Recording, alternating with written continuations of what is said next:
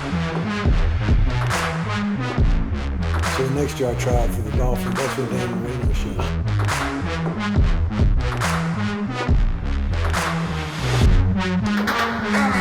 Hey, what's going on? Aaron Murray here with the Players Lounge, and we're going to be bringing today a defensive breakdown for the University of Georgia Bulldogs as they get ready to host USC South Carolina. I almost said Southern Carolina. South Carolina, them Gamecocks this weekend. First SEC game. We got Brandon Boykin back with us right now. It's going to break down, mostly focusing on the DBs, see if they're ready to go for Spencer Rattler and that passing attack. And then Brooks Austin, who just knows everything about the Georgia Bulldogs, is also joining us in this show. Fellas, appreciate you jumping in today to break things down. Yeah, USC is in California. Yeah, I was about to say, don't Georgia fans call that USC Junior? I believe that's the way it's connoted in Georgia. I guess the next question is too, since we're on this whole who owns what right. After Texas beat Alabama this past weekend, who's the real UT as Texas gets ready to head to the SEC? I can't say that yet. I don't even call Tennessee UT. It's just Tennessee, and then Texas is just UT. I didn't even thought about UT like being Tennessee. But you know what? I heard someone say UTM. That is going to be a good an argument in the next couple months. No doubt. I'll say Texas has a better looking. I said I like the burnt orange better than the Tennessee orange. No question. Yes. Yeah. So they already got one in my book right now. I'll say Texas is the real UT. More championships, a little bit more history. Tennessee fans will say they've been around longer than Texas. So let the debate get going in the offseason. But we're here to focus on the Bulldogs. We're going to do a little rewind, talk about last week's game versus Ball State, what we liked, what we didn't like, and then we'll look ahead to the matchup versus South Carolina this weekend. 45-3. There's not a lot not to like about what the Georgia Bulldogs did this past weekend. Held them in check running, held them in check passing. Was, in my opinion, the necessary steps that you want to see from week 1 to week 2. And I'll start with you, Boykin, first. What did you see from Georgia and any sort of adjustments or anything elevating their game from that first game of the year? Yeah, I think you said it best when you said they held them in check. It was as expected, right? You know, we've talked about this week. Like when you're facing a lesser opponent, you got to be more hypercritical of yourself in the film room. I'm sure on Monday, you know, there's plenty of mistakes that probably happened, but they just didn't get highlighted because, you know, we're playing Ball State. And so for me personally, I thought missed tackles were apparent on film. I thought when I was watching the game, like we were missing tackles, and I know they hadn't tackled a lot during preseason, but that's just something that Georgia just doesn't do, right? Like we don't miss tackles, and that's the sign of a great defense. And I think, you know, even as you kind of progress early in the year, that's something that you kind of create an identity around, and we have had a great identity past couple of years of just not missing tackles, and that was a little concerning. Outside of that, obviously, you know, we didn't get a ton of sacks, but you know, they were getting the ball out quick. They knew what was going on, and so I'm not worried. I'm excited to see our DBs. I don't think Nyland or anybody has really been challenged down the field yet. And I think they will this week. So I don't really know what we got on the outside. I mean, I know we're athletic, I know we're talented, but I want to really see it, you know? And so we'll see that. Brooks, your thoughts on just this past weekend's game versus Ball State?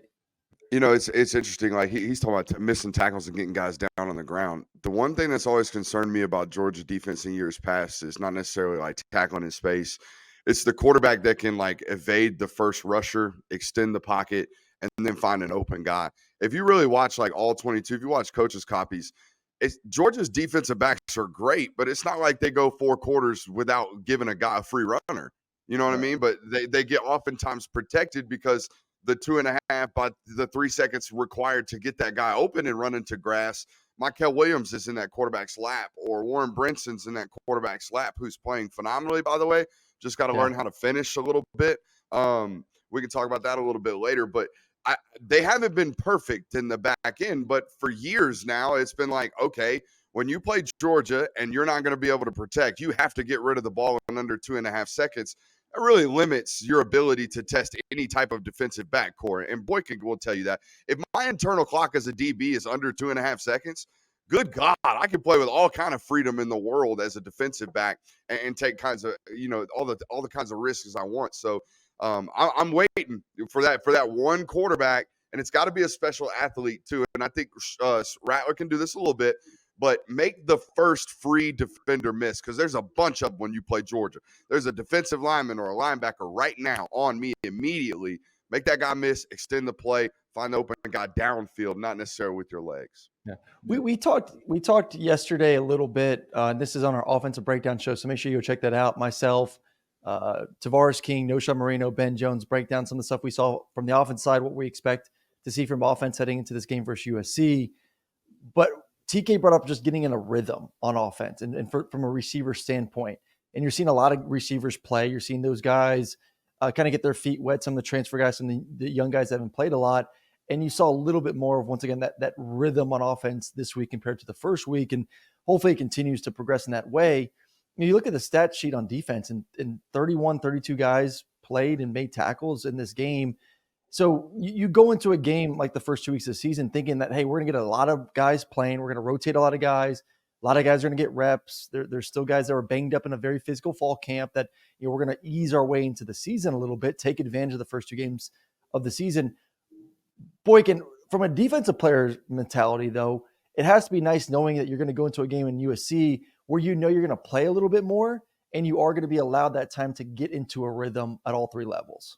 Yeah, I mean, no question about it, right? Like it's great to be able to play a lot of dudes, right? Play freshmen, get them some experience, but like as a defensive player and just as a starter, like you want as many snaps as you possibly can have, like before you get into this SEC play. Like I hate it coming off the field. I was like telling freshmen, like go sit your butt, like go play special teams. Like I was really trying to push people off the field just because like these reps are precious, because when you get into real live thing, like it, different schemes, different speed, different, route concepts. And so like you want to get as much in-game feeling as you can. And so I think a lot of those guys are excited about that, right? Like we'll really know who the guys are this week. We know that already. I'm kind of interested to see, Brooks, you could probably say this as well, but like how Jonell is going to fit. Like I feel like he has the capability to really help out this year. So I'm interested to see how he'll be in this rotation. Well, it's just going to be hard because and I'll let Brooks go on this. I mean, Tyke's playing so well though too. Like it's hard to take Tyke off the field at the moment. Here's the potential opening for Jonell to get onto the field, and it's the next couple of weeks. If this injury happened later in the year where the freshman's got 8 or 9 weeks in the system of playing college football and like really comfortable, I would tell you this move would already happen. But obviously Bullard's got the ankle injury this week, right? So I don't know if he's going to be available Saturday. So that means you either play Daniel Sisavon back there and Dan Jackson, and you rotate him. That's kind of what they did Saturday. And I'm not going to lie, when I went and watched it, David played well. He played like I expect him to play. He's a headhunter. He's very Lewis Senish, okay? But that's what Malachi Starks is doing right now. If you watch him, Bullard was playing center field. Starks was kind of running the alley, playing in the box. Well, now you're going to have to ask David Daniel to do that, or you're going to have to invert him, right? You're going to say, Malachi, you go play center field. Well, here was my thought process. I mean, Jonell Aguero, stick him in star. That you got this guy named Tyke Smith, who, by the way, who's cross-trained at safety since he's been there, and was an All-American. He was an All-American safety at West Virginia. That's what he was. So if you wanted to do that, that's a possibility now with Bullard being out. But I think Aaron hit the nail on the head. Tyke's playing so phenomenally right now at star. But it's the best 11. It always has been. And if you don't believe that, look what they just did to Bullard. They just moved him back to safety, despite the fact that, hell, he won MVPs in multiple college football playoff games playing the star position. So it's a best 11 scenario, and they're going to find out. They're going to find out this weekend who their best 11 is. I think they'll start out with David Daniel, but you're right. Tyke's been playing so well at the star position. I don't know if you rotate him. But by Tennessee, you're going to have to. You're going to need the man-to-man capabilities that Aguero presents. Yeah, and what you could do too is just put him back at safety and just play more single high. That way you keep him more in the box as well, where you're not having to say, because when I met with the coaching staff 2 weeks ago, they just kept saying Tyke is such a disruptor. Like you Mhm. want him around the ball. You want him being able to blitz off the edge, be able to handle bubble screens on the outside. If a receiver or quarterback wants to get out quick, like you want him there around the ball instantly. So much of offense nowadays in college football is like inside the numbers, inside 10 yards. It's like the extended box area, right? Yep. And that's Yep. exactly what that position controls. And if you got that football player being elite, then you really shut down all that intermediate offensive game, that quick answer offensive game. Tyke, Yeah, he's so- done a tremendous job of like that flat area from that start position. The first two is just getting off blocks forcing. I mean, you can tell that he feels comfortable in that position, and I was kind of worried that he hadn't been on the field in a while. So Yeah. But I think the versatility between all of them will. Well, and the question too for heading into, we'll transition a little bit into to South Carolina and what we expect from them. South Carolina definitely changed up their game plan from week 1 to week 2. They got butchered by North Carolina, gave up 9 sacks. So what do? Run the ball a little bit more, quick game, get the ball to Spencer's hands, roll out, design quarterback rollouts, some more 6 and 7 man protections to when they did want to take shots down the field. So this is going to be a game, in my opinion, and I'll start with you first here, Brooks, where the question heading into the season was, could Georgia's defensive line create pressure where you're not having to bring a nickel or multiple linebackers or a corner cat blitz? This is not a very good offensive line. Straight up, No. It ain't. It just not. They'll find ways to protect Spencer, but this is a time for this defensive line to kind of make a statement that we should dominate a lesser opponent up front. Do you think they're capable of doing that from what you've seen the first 2 weeks? Or is that still a question? I think Michael Williams on tape through 2 weeks is playing as good as and as disruptive as any defensive lineman that Georgia's had on tape in a while. And if you watch him, he's not just playing defensive end. Like on obvious passing downs, they know people are getting rid of the ball quickly. So you know what they're doing? Mm-hmm. They're doing what Cleveland did the other night with Myles Garrett. They're isolating Michael Williams on interior offensive linemen because they know it's the quicker rush. It's the straightest line. It's a literal straight line to the quarterback. So they're putting him in all kinds of different places and letting him be disruptive, and he's being exactly that. I mentioned Warren Brinson earlier. I know he's a TPL guy, and this is no favoritism, and I'm going to speak it real. If the dude learns how to finish tackles right now, he'd be leading the country in TFLs. I mean, he is parked in the backfield right now. He just can't wrap up and finish. But the get off, the disruption, the immediate oh my God, what do we do with this play? It's right there. It's there, and it happens over and over again. If you watch all the cutbacks, all the reverse fields the last couple of weeks, they've been because Warren just couldn't finish, and he's blowing guards off the ball. So the disruption is there. To answer your question, but you mentioned a game plan switch for South Carolina where, hey, they simplified it, had some quick game, got back to running the football. That sounds like we played an opponent that we can control, and that ain't what's about to happen on Saturday. They ain't going to be able to control Georgia anywhere. They ain't going to be able to push them around anywhere. So you're going to have to get back to conventional real offensive football, and that looked really, really troublesome for their offensive line against North Carolina. So Brandon, I bring up the kind of what they did last week. It was a lot of, like I said, essentially at the beginning of the game, a lot of quick game, get the ball out now. But they were playing a lesser opponent, and those DBs were scared, man. They didn't want to get up there and press them. And then when they did, they took some shots on some 6 and 7 man protection.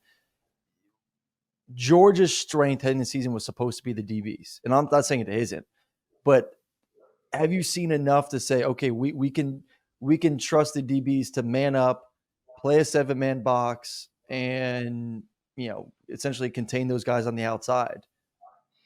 I think so, right? I think the athleticism is there. I think the length is there. I think the confidence is there, but it's just like your athleticism means nothing if you don't know what to do, right? So I think even when we watched this game, there were a couple blown assignments that were they made plays because they were athletic enough to get back in position. There was one time they motioned like a tight end into a bunch on the far side of the field, right? And was it David Daniel Sisavar or somebody? He made a mistake, but made a speed turn so fast and high pointed the ball, right? Like against an SEC team, like that's not going to happen, right? Or even even when we were looking at Malachi's interception, I think they were like in a 2-eye or something, maybe like man under. Corner gets no jam like whatsoever, right? He's just like running scot free down the field, and Malachi just athletic enough to get back over the top. And it's just like these things will get highlighted in the next couple of weeks if we don't look at these things. And so, to answer your question, we're winning right now because we're more athletic and more skilled than people in the secondary, and I think they will figure out what to do, but they just haven't been tested yet. So we might have some bad play. I saw 3 of those on tape. One of them's the Malachi interception. You're right. That's a whole throw. It's the second and 26 throw. That ball can't be floated. That ball's got to be thrown on a rail. Aaron knows this. That's a completion. It shouldn't have been an interception at all. That ball floated on him. The other one, the David Daniel play, that ball should have been thrown way earlier and should have been thrown on a line as well. But if you look at the film, Warren Brinson's got a guard in the dude's lap. So his feet are all jacked up. So he just floats the ball, and it gives David time to get over. Spencer Rattler's arm probably corrects that for him. He's talented enough to still throw that ball with some zip. So that type of stuff, you're 100% right.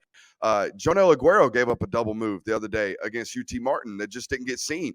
There was another play earlier to start the football game where they got a deep over from the tight end running clear as day. It's going to be a 35-yard deep crosser.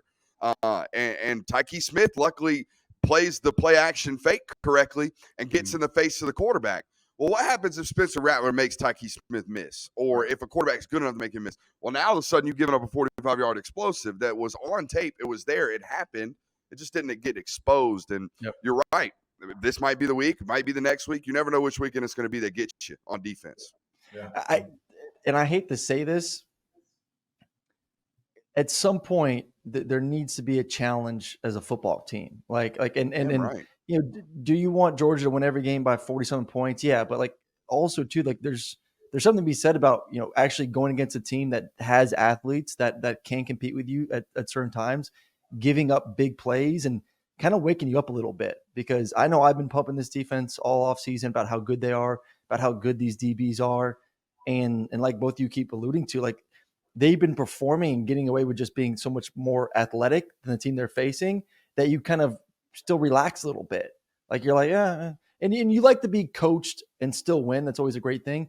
But I would like to be coached over a close win where you messed up and kind of have that wake up call. Do either of you think that this is a wake up game for Georgia? Not in a sense of like they're going to lose, because I think Georgia could play a C+ game and win this game. Yeah. But is this a wake up game, or do you think Georgia has the ability to make those corrections into this game and we could see a near perfect game from this defense? I don't think it's a wake up game. I still think, you know, regardless of who the team is, we're still the superior opponent. I think talent wise, we'll still be outmatching them. And look, like it's week 3 now, right? Like this team is still going to grow. Like Aaron, you know, Brooks, you know, like by the time you hit that bye week and you kind of can like really hone in on football, you're a whole different team than you were week 1, week 2, and like every week you're growing. So like I'm again, I use this word all the time, but like I'm very hypercritical of our defense and our DDs because I know the potential, but like I also do understand that they got to grow each week. And so could Spencer Rattler get confident and start slinging it all around the field? Yes. But like, will we be in trouble if he does that? I just don't think so. So I think even if we still make the same mistakes this week, it won't cost us. But at some point, it may. It won't be this week. I'm going to say that. Aaron, I'm interested to hear your thoughts on this because I know you've evaluated Spencer pretty closely. Kirby does 2 different things to quarterbacks. He either rushes with lane integrity, right? He wants to keep them inside the pocket, wants to push the pocket, wants to get people at his feet. Or like he did to the kid from Auburn and like he's done in years past to really good mobile quarterbacks, he'll flush them. He'll like make them run. He'll get them out of the pocket on purpose and then wrap a backer, and then boom, all of a sudden Darius Smith's popped up, or boom, all of a sudden Adam Anderson's right there to tackle me and sack me. He did this to Desmond Ridder all football game against Cincinnati. He did this to Spencer Rattler a little bit last year. He's done this to quarterbacks in the past. What would you do with Spencer Rattler? Do you want him sitting in the pocket because you know you're going to win your one-on-ones eventually? Defensive lineman's going to beat somebody, or do you want him flushed? What would you rather do to him? I would rather him sit in the pocket, to be honest. I would I'd too. rather keep him in the pocket. Even last year when Spencer had issues with the offense, and he's matured a lot since beginning of last season, when he was in the pocket, his feet get thrown off sometimes, and he starts He gets forcing the ball. toey. He gets Yeah. on his toes. It's like he's trying to peek. Oh, you sound like Bobo talking about me back in the day. We're not tall quarterbacks. We got to see over these big guys. So, yeah, I would much rather keep Spencer in the pocket and force him to win as a legitimate quarterback. He's not like a blazing athletic guy that's going to, but he's savvy Good enough. enough and outside the pocket. He's like, I don't want to compare him to Shadur Sanders, but Shadur's not super athletic. Like, he's not his dad by any means, but he's savvy getting in and outside the pocket, creating, buying some time, and then finding a Baker receiver open Mayfield? down the field. No, Baker's faster than him. I don't think I think he's like a 4.75, 4.8 quarterback, which is decent speed. Spencer? What's Yeah. that?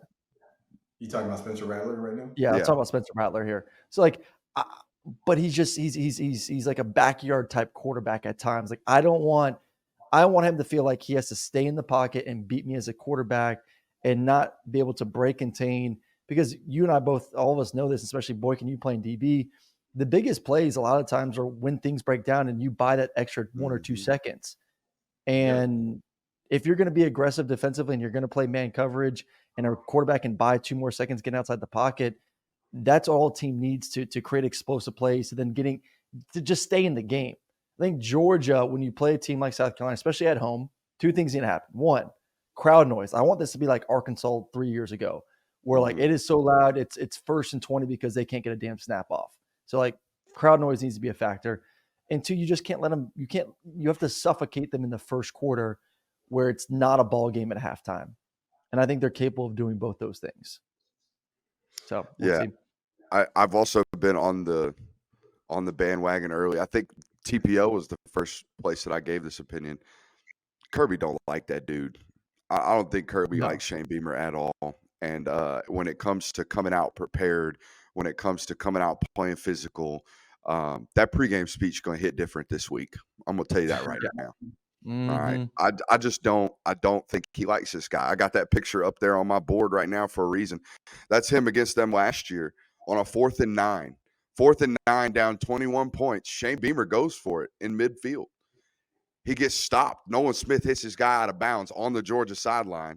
And you see Kirby Smart on the TV broadcast looking at Shane Beamer across the sideline, telling him, "First down, mother." Like, he don't like that dude. And when it comes to they are Kirby's kind of attitude. However they come out is predicated on how he carried himself all week. I was in that press conference yesterday. He's not a happy dude. He don't seem happy this week. No, I'm with you.